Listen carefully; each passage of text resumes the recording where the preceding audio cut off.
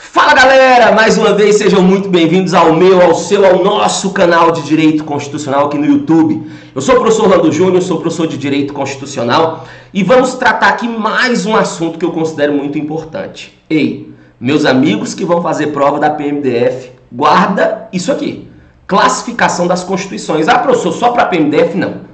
Todo edital que você pegar e tiver classificação das Constituições, coloca o pé atrás. Porque a probabilidade dele cobrar sobre isso aqui é algo gigantesco. E para os meus amigos da PM, eu costumo falar que você tem que ter uma atenção redobrada. Por quê? Porque a prova que vai fazer o concurso de vocês, o Instituto OCP, é uma banca muito literal. Ele gosta muito do texto seco da Constituição.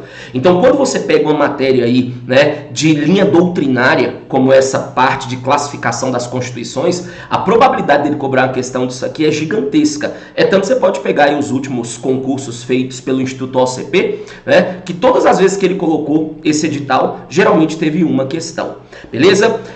Já deixa o like aí, né? Deixa o seu comentário. Fala aí qual o próximo assunto você quer que eu trate aqui, teoria, exercício. Esse canal é de vocês, é para vocês. Faz inscrição, ajuda o professor a divulgar aí, porque é dessa forma que nós vamos crescendo aqui esse nosso canal. Então nós vamos falar agora, claro, sempre aqui de forma um pouco mais objetiva, né, para tentar deixar a coisa mais fácil para vocês. Nós vamos falar aqui da nossa Constituição. Nós vamos classificar a Constituição de 88, mas obviamente eu vou dando algumas dicas para vocês. Quer ver? Vejam bem, pessoal. Então nós vamos falar aqui agora sobre a classificação, né, da nossa Constituição. Beleza? Então vamos falar aqui da classificação da Constituição de 88. Agora, óbvio, vou falando e sempre vou dando alguns destaques aqui importantes para vocês. Vamos lá. Essa matéria, na minha opinião, ela é importante porque, por exemplo, ele chega na sua prova e fala assim, gente, quanto ao conteúdo, a Constituição de 88 é o quê? Primeiro você tem que lembrar o que é quanto ao conteúdo para saber qual é a nossa. Segundo, quanto ao conteúdo eu vou mostrar para você que a nossa é formal. Mas ele chega e fala assim, gente, o que é uma Constituição material, que não é o caso da nossa? Então eu vou classificar a nossa, mas sempre fazendo aí você relembrar das outras. Quer ver? Então vamos lá. Vamos classificar a Constituição de 88. Primeira classificação aqui. Quanto ao conteúdo. Quanto ao conteúdo, nós falamos que a nossa Constituição é o quê? A nossa Constituição, ela é formal. Vamos relembrar o que é uma Constituição formal? E aí, caso você queira anotando, fique à vontade. Constituição formal é aquela que trata sobre todo tipo de assunto. Ela não está presa propriamente ao conteúdo. Ela está presa ao processo de criação da norma. Ou seja, desde que a norma tenha sido inserida da forma correta, para nós ela vai ser uma norma constitucional, ainda que o conteúdo dela não seja tão importante assim. Vou lhe dar um exemplo clássico da doutrina. Artigo 242, parágrafo 2º. O Colégio Pedro II, localizado na cidade do Rio de Janeiro, será mantido pela órbita federal. Vamos lá. Para que diabo isso entra na Constituição? Poderia muito bem ter sido tratado por uma lei ordinária, por uma lei complementar. Para que colocamos isso na Constituição? Então veja, o conteúdo aí não tem muita relevância, mas foi inserido da forma correta. Então, para nós é uma norma constitucional. E aí, aproveitando o ensejo, você me pergunta, professor, qual é a forma correta de inserir essa norma? A norma constitucional, ou ela é inserida pelo poder originário, poder constituinte originário, quando nós criamos a Constituição, ou ela pode vir depois, pelo poder constituinte derivado, né? Ou pelo reformador, que são as emendas constitucionais, artigo 60, ou teve uma outra forma na Constituição de 88, que foi pelo revisor, mas aconteceu em 1993, conforme estabelece o artigo 3º do ADCT, né? Então, a nossa Constituição, quanto ao conteúdo, ela é formal, porque ela trata sobre todo tipo de assunto, ela não está presa ao conteúdo, e sim ao procedimento de criação da norma, diferente de uma Constituição material, substancial, beleza? Segunda classificação aqui. Quanto à forma. Segunda classificação, quanto à forma. E aí, pessoal, quanto à forma, a nossa Constituição, ela é o que, professor? Ela é escrita consolidada ou codificada. O que é isso? É uma Constituição organizada em um só documento.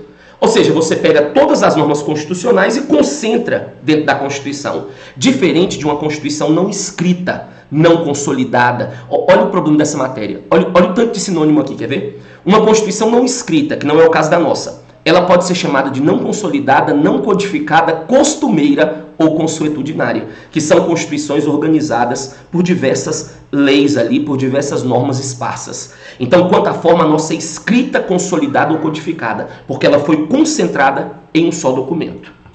Terceira classificação que eu quero trabalhar com vocês, quanto à origem. Quanto à origem, pessoal, a nossa Constituição, ela é promulgada,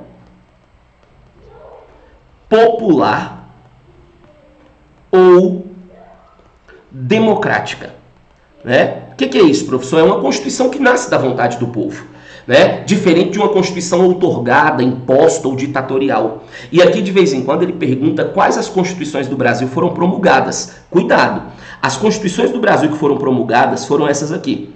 1891, 1934, 1946 e a atual, né, 88.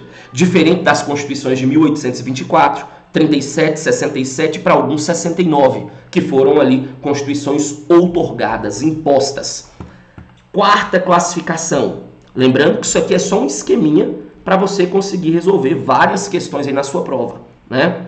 Outra muito importante aqui.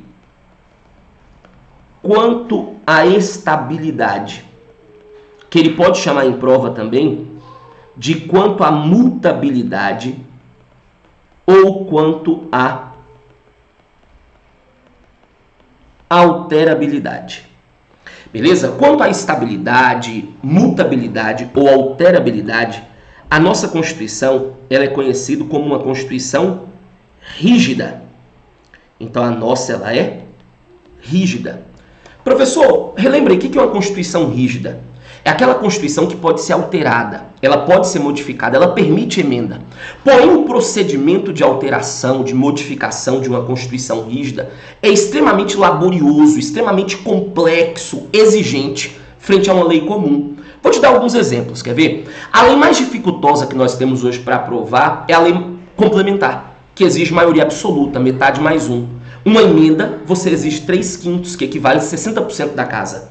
Hoje você tem várias pessoas, por exemplo, no artigo 61, que podem propor projeto de lei. Nós temos apenas 4 que podem propor projeto de emenda.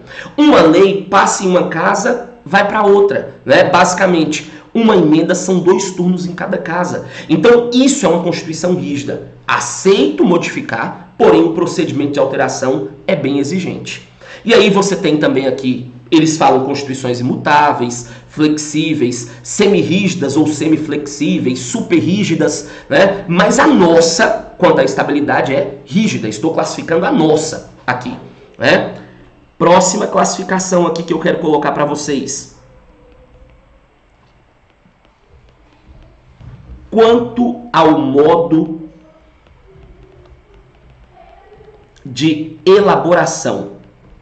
Quanto ao modo de elaboração, uma Constituição ela pode ser histórica ou ela pode ser dogmática, como é o caso da nossa.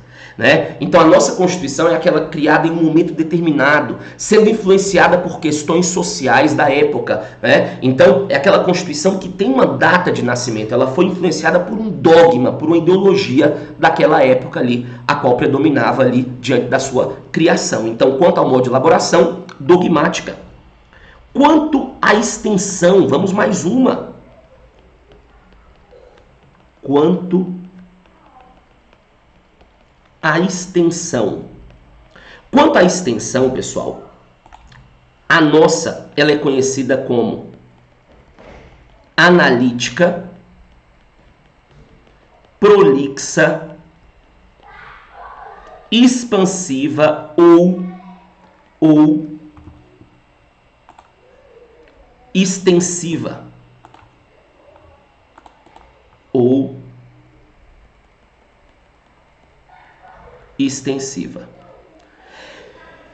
Quanto à extensão, uma Constituição pode ser sintética, concisa, reduzida ou resumida, uma Constituição pequena. Mas visivelmente não é o caso da nossa.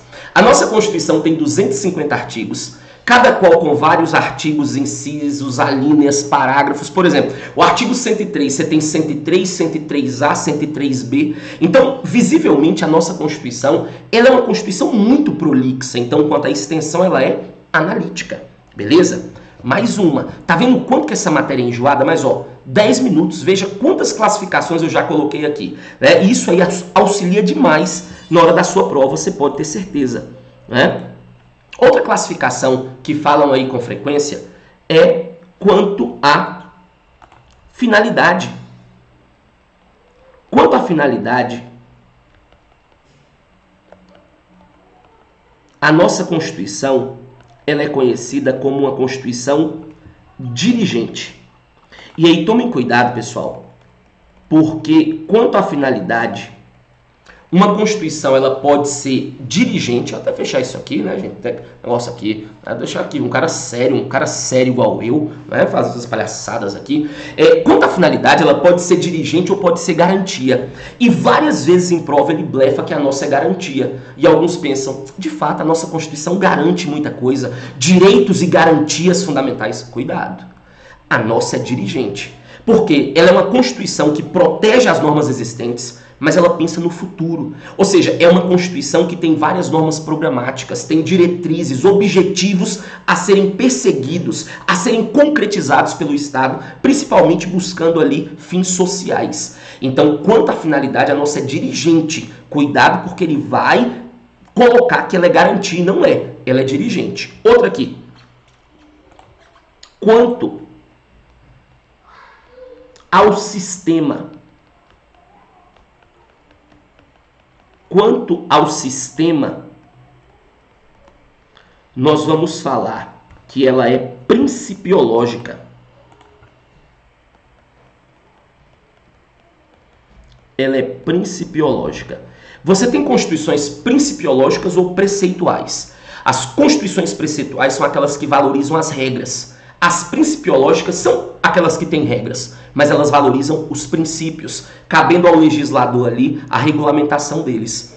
E uma última que eu quero colocar aqui para vocês, que eu também considero muito importante, é o que eles falam quanto à dogmática.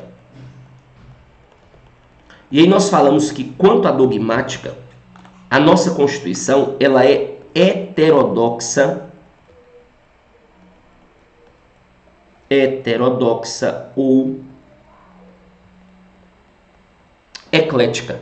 Porque é uma Constituição formada por várias ideologias. Né? Quando você pega ali, por exemplo, os princípios fundamentais, um dos princípios que nós temos, né? Um dos princípios fundamentais na forma de fundamentos é o pluralismo político. O que é um Estado pluralista? É um Estado que respeita as várias ideologias. Né? Então, basicamente, você tem aqui a classificação da Constituição de 88.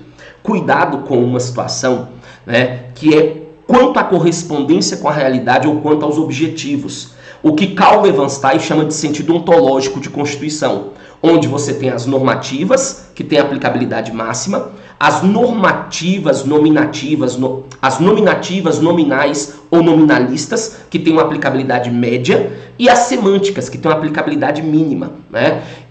Por que eu não coloco essa aqui? Porque existe uma divergência gritante se a nossa é normativa ou se ela é nominativa, beleza? Então, geralmente, quando ele pergunta sobre quanto à correspondência com a realidade, inclusive, o Instituto OCP perguntou isso em 2022, ele geralmente pergunta, né, o que é a normativa, o que é a semântica, o que é a nominativa, porque ele sabe que se ele entrar no mérito da nossa, é uma questão, né, que facilmente aí pode entrar algum tipo de recurso.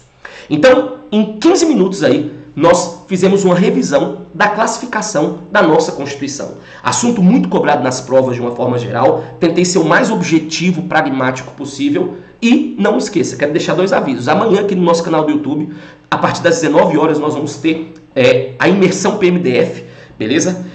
Vamos terça e quinta fazer uma imersão pesada, só questão fera para PMDF. E não esqueça que dia 1º/5 começa a minha mentoria popular, beleza? Quem quiser saber mais como que funciona, são 90 dias de imersão constitucional administrativo, de segunda a sábado, R$ 75. Você é louco? Calma, manda um zap que eu te explico como funciona. Beleza? Pessoal, muito obrigado mais uma vez pela presença de vocês. Se puder curtir o vídeo, comentar, ajudar o professor a divulgar, eu vou ficar muito grato. Porque aqui o meu objetivo, vocês podem ter certeza, que sempre foi e sempre será a aprovação de vocês. Um grande abraço e até a próxima. Valeu!